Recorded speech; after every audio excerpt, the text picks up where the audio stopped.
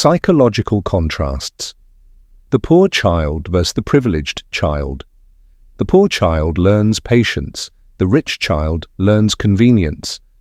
One knows the value of waiting, the other the power of asking. The poor child counts coins. The rich one counts opportunities. Scarcity teaches creativity. Comfort teaches expectation. The poor child's toy is imagination. The rich child's is technology. One plays with dust, the other with design. The poor child dreams of survival. The rich child dreams of success. One is raised by struggle, the other by structure. The poor child walks miles to school. The rich one is driven there. One learns endurance before ambition. The poor child's first lesson is hunger. The rich child's is choice. One learns to repair. The other learns to replace. The poor child grows wisdom early. Struggle is the best tutor. The rich child grows curiosity early. Comfort allows exploration. One hides pain. The other questions it. The poor child fears tomorrow. The rich child plans for it. One learns empathy through struggle. The other learns confidence through stability. The poor child prays. The rich child expects. One values silence. The other values attention. The poor child saves everything, even emotions. The rich child spends freely, even feelings. One grows up too fast. The other has time to be young. The poor child measures joy by small victories. The rich child seeks bigger highs.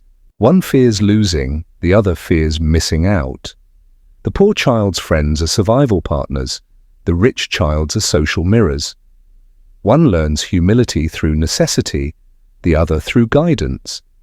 The poor child's body remembers hunger. The rich one remembers comfort.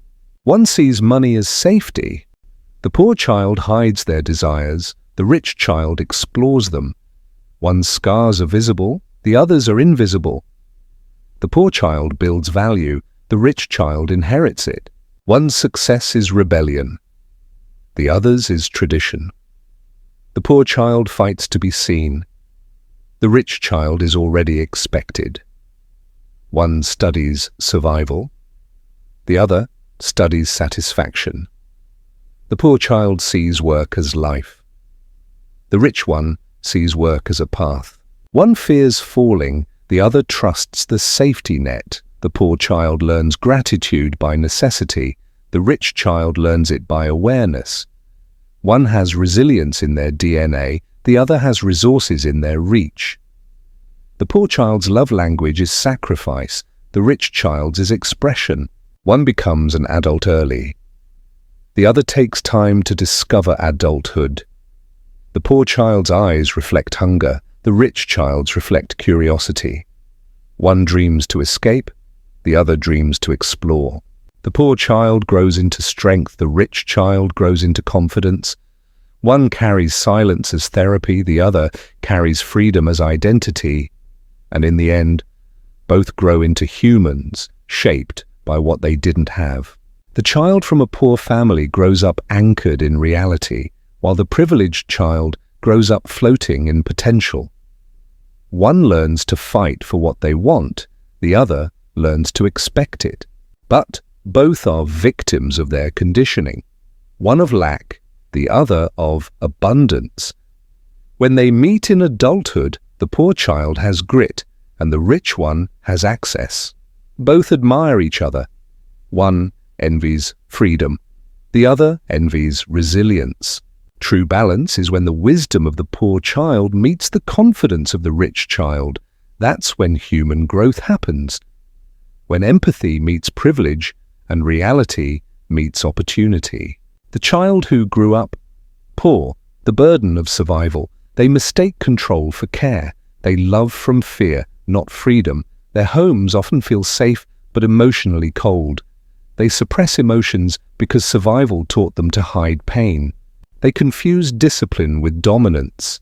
They believe softness creates weakness. They overwork to feel worthy. They teach their kids to survive, not to dream. Their children grow up anxious, scared of losing what they never had to lose. They carry guilt when resting. Comfort feels undeserved. They don't know how to celebrate. Joy feels temporary. Their love becomes transactional. I worked hard for you, so you must respect me. They rarely apologize. Struggle made them proud and defensive. They fear vulnerability. It reminds them of being powerless. They're emotionally distant. Affection feels foreign. They overprotect, turning love into control. They often stay in toxic relationships. Stability feels safer than freedom. They struggle to trust happiness. They expect it to vanish. They view luxury as sin and poverty as virtue, extremes with no middle. They raise children who inherit their fear instead of their wisdom. Dark truth. They built a safe home but never learned to build a peaceful one. They escaped poverty but not the mindset that came with it. The child who grew up privileged, the curse of comfort. They mistake comfort for peace. They're emotionally expressive but lack resilience. They fear struggle because they've never faced it. They believe love must be expressed, not proven. They trust that tomorrow will take care of itself. Optimism is in their bones. They encourage their children to dream, not to prepare for disaster. They discuss feelings openly. Vulnerability isn't a threat, it's a bridge. They see failure as a teacher, not a curse. They don't fear losing everything because they've never truly lost. They give freedom early, sometimes too early. They believe happiness can be created, not chased. They don't fear losing everything, they do because they've never truly lost. They teach independence, but sometimes forget about gratitude. They buy experiences, not just possessions. They allow mistakes.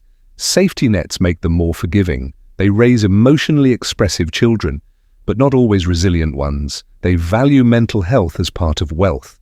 They rest without guilt. They grew up believing rest is earned by existing, not struggling. They often underestimate struggle until life teaches it directly.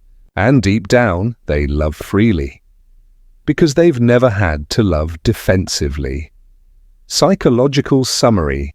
When they grow up, both children build families shaped by their childhood fears and comforts.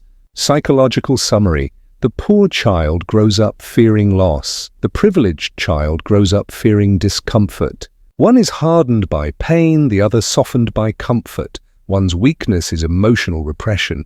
The other's is emotional fragility. One fears failure, the other fears effort.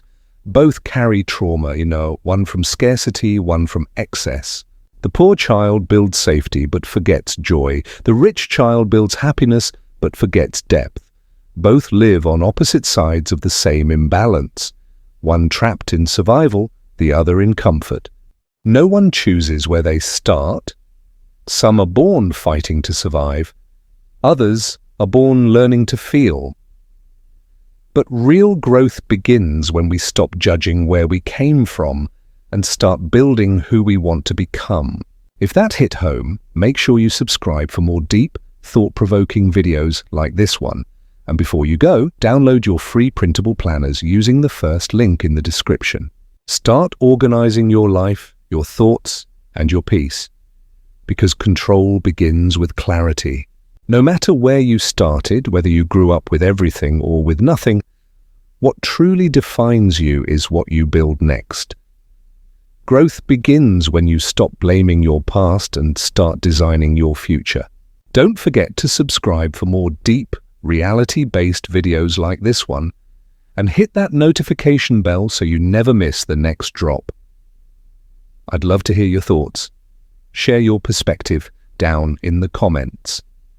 Every voice adds value to this conversation.